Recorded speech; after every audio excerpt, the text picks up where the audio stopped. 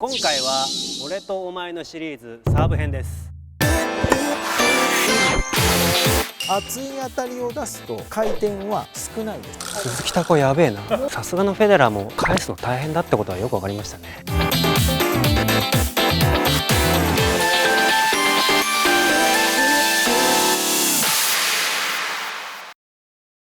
皆さんこんにちは、小野田道久です。今回は俺とお前のシリーズサーブ編です。前編はスライスサーブについて高尾プロと語っていきたいと思います。高尾プロよろしくお願いします。はい、よろしくお願いします。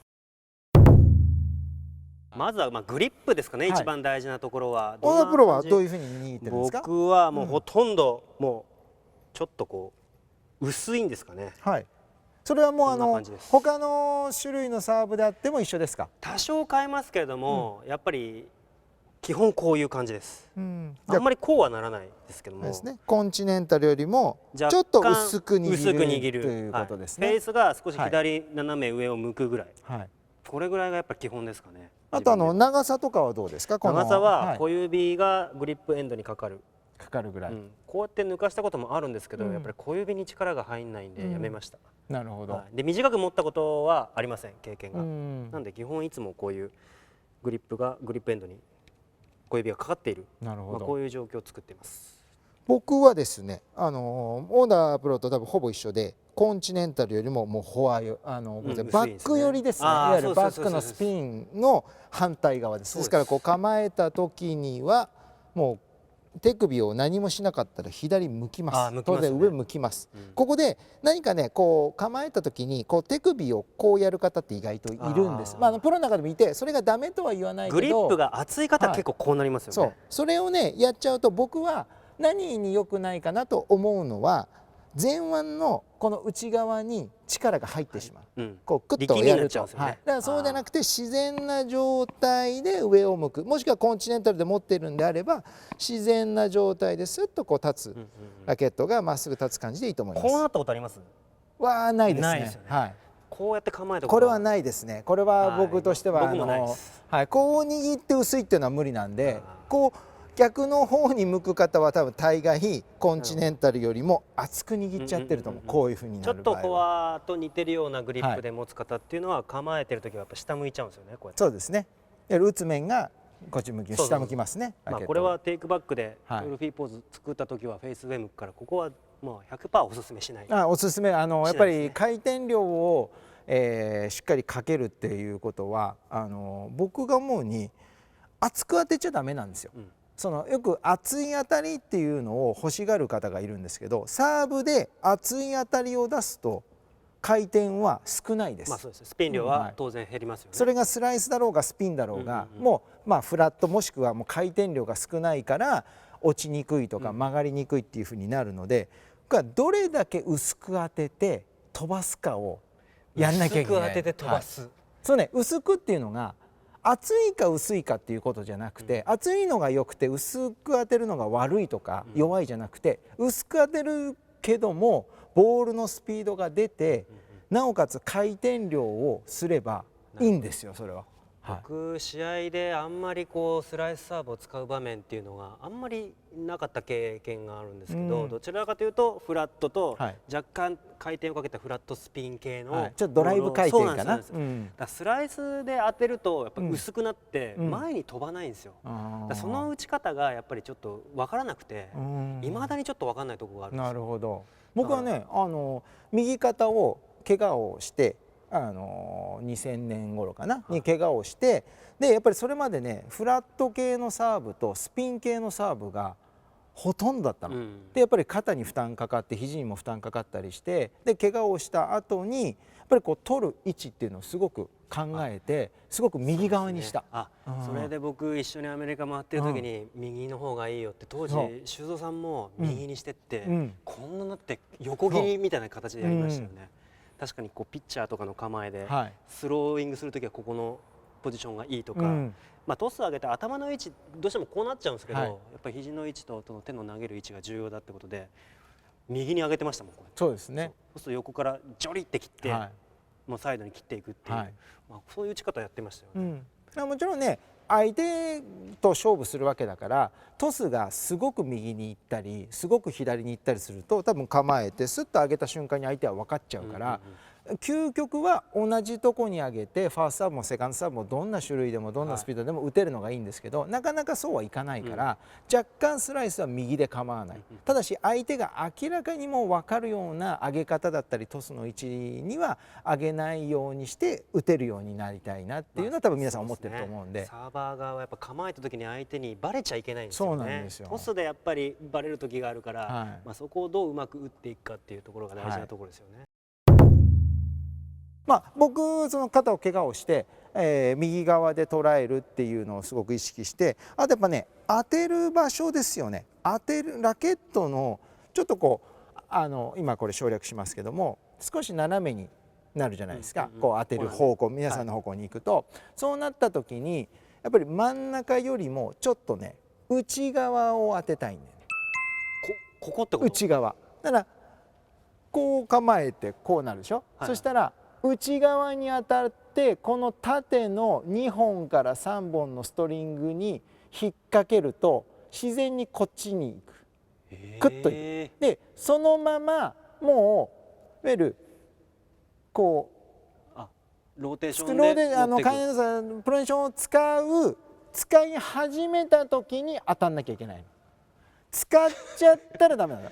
俺その感性は全くない。これを戻しちゃって当たったらフラットっぽくなっちゃう。だから変えるローテーションに行く前にボールが当たってからローテーションってことですよね。そうもう、逆を向くっていう風になった方がいい。でもそれは無理に何かグッとやることではなくて、当たって引っかかって離れていくっていうこと。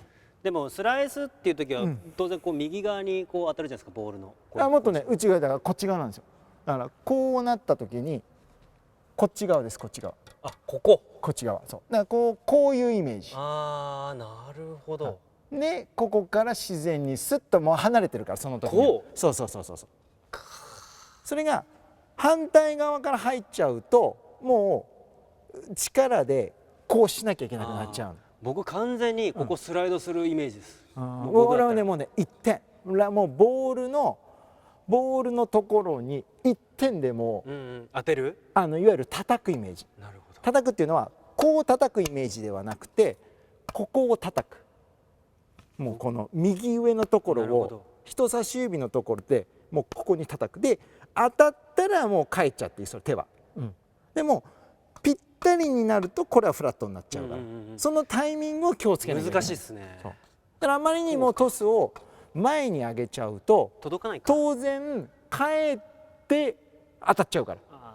前に行き過ぎると、自分の立っているところから内側で当てるともう勝手に左に行っちゃう。これは勝手に左に行く、内側に当てるとあんまりトスの位置に関係なく、逆に言うと左側に少々上げても右側に内側に当てることができたらもうこれ左行く。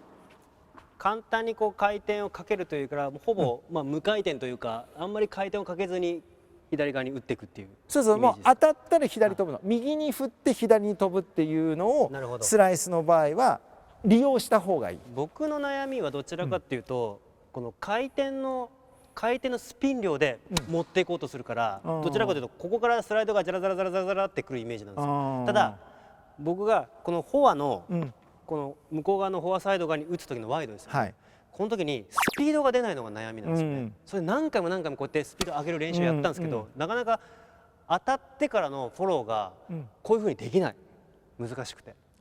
でここから結局はこう巻いていっちゃうんですよ。そうだから回転量だけは多いんだけど、スピードが出ない。で今後ろから見てると、ほとんどここからラケットがこういう角度で出てくるから、これセンターもワイドも打ち方としてはあんまり変わらないです。そこがすごいんですよ。そこは真似できないです。僕はスライスサーブで限定してサイドをこうこれワイド系でこのまま似たようにセンターっていうのもこれは全然変わらない。後ろから見てスイング同じ全部だからもうそれはもちろん簡単なことではないんだけど、先ほど言ったこの内側に当てることをここね覚えれると、それで薄いグリップで持ってると非常に楽にできる。これはもちろん僕がやってるから鈴木孝夫だからっていうふうに思う方もいるけど、ここまで全部同じ、うん、ここもほとんどインパクトだけでこうなるかこうなるかだけだけど下手したらちょっとスピンっぽいサーブもあまり変わらない、変わらない僕の中では。この当て方としては構えてる方は分からないわけだ、これはうわだからそれでもっと右に上げたかったらこうやっちゃう。うわ、だから変になんか手で作業をするというよりもこのどこにどう当てるかっていうのに集中してる、なるほど、その角度でだから思い切って角度をつけちゃってる。ここ変にこうスイング方向としては、結局は当たったらラケットは上行きますよね。こうやって当たってからもう抜ける、抜ける。決してこうやって上から下にこうやって振ってるイメージはないですよね。それは僕もないです。だから思い切ってここがこういうイメージ持っちゃった方がいい。俺こうだ。これはあかんわ。これはこ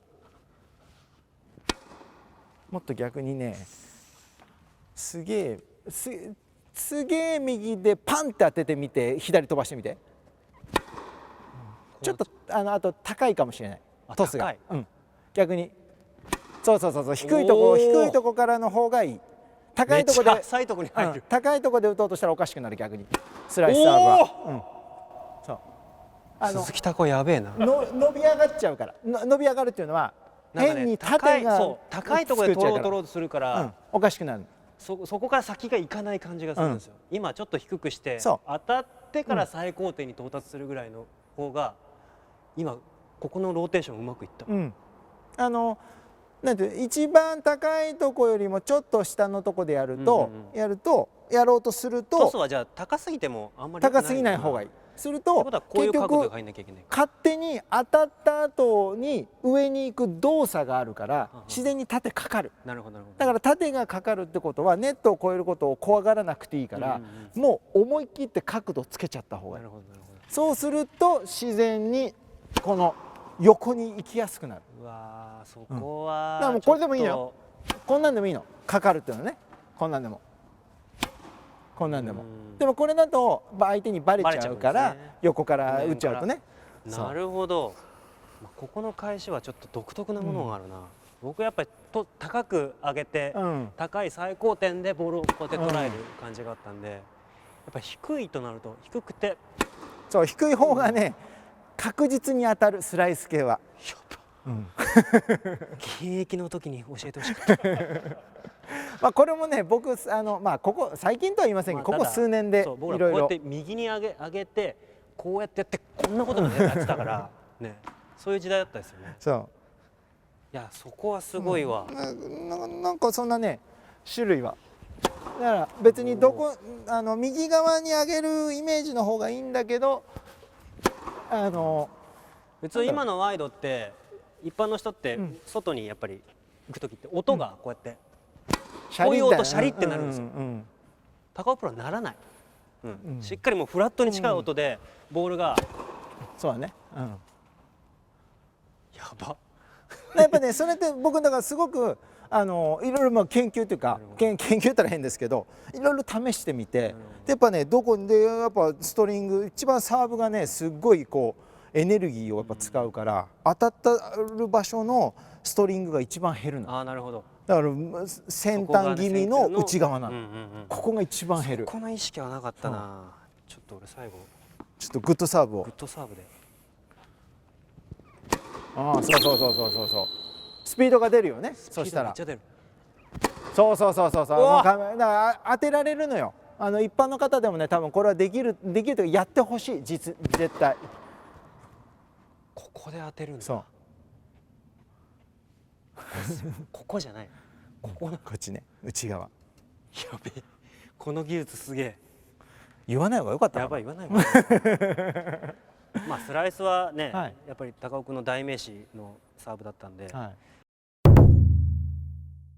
こっちの方がスピードと回転と両方欲しいんだよね。今もうライン上にもう切れていく感じしますよね。そこもやっぱり僕ジョリってなっちゃうんですよ。音ですね。じゃあここはきっかけはいい意味でこうなっちゃうんですよね。そうすると威力がやっぱないから、こういう風になんなきゃいけない。思い切ってね、この角度を鋭角にした方がいいよ。なるほど。オッケーオッケーオッケー、いいですね。やっぱスピードとここの押しがやっぱ全然違う。ここからこうなるか、ここからこうなるかは、この角度も大事だな、やっぱり意外と。当たる角度ね。いやでもすごいすごい曲がり。だからまっすぐどんどん曲がるからラインセンターベルトよりもかなり右を狙った方がいい。そうやってフォルトしちゃう。キレが半端ない。そう。力が入るな、この方が。入れなくても入りやすいと思いますよ、その方が。おお。レベルアップしましたね、本田プロ。40超えてスピードアップしてきた。やばい。だから曲がるだけじゃないのよね。そうなるとアドサイドのセンターはフラットいらない。いらないね。このスライスで180キロから70キロは絶対出ると思う、これは。おお。気持ちいいですか？ラストいきましょうか。試合出ようか。なるほどね。ナイスサーブ。僕足の力もう40超えてからあんまりこう飛ぶっていう力ないですけど、この技術があれば逆に飛ばなくていいでしょ。これ皆さん覚えた方がいいですよ。スライスサーブ、ここの角度、ここじゃない、真ん中じゃなくて少し外して打つ。外してね、外して、しかも当てる時にこのエッジの方を少し向けた方がいいよね。なるほど。こうなっちゃうとこの当てる方にラケットがグッと全部前面向いちゃうと、ここに当ててもスライスはかかりにくい。ちょっとでいい。あまりにもやりすぎるとボール本当飛ばなくなっちゃうので、それはね皆さんいろいろ試していただきたいんですけど。いや今日ちょっと僕が勉強になったな。ちょっと衝撃的だったですね。これはちょっと練習して自分のものにしよう。でこのワイドサーブとセンターデュースサイドであればワイドサーブを多く使えるだろうし、アドサイドであればセンターを多く使える。でもこれは相手のフォア側に、右利きのフォア側に打ちたいっていうのでそういうふうにしてるけども、ボディにも使えるし、同じようにバックにも打てる。そうちょっとしたことだから、もう方向がちょっと違うだけだから、同じトス、同じフォーム、同じ当て方で相手からすると最低3つくるからね。まあその打ち方だったらさすがのフェデラーもね、返すの大変だってことはよく分かりましたね。すごいことを教わった。いい時間でしたね。いい時間でしたね。ちょっと僕が練習します。ありがとうございました。はい、ありがとうございました。下手に。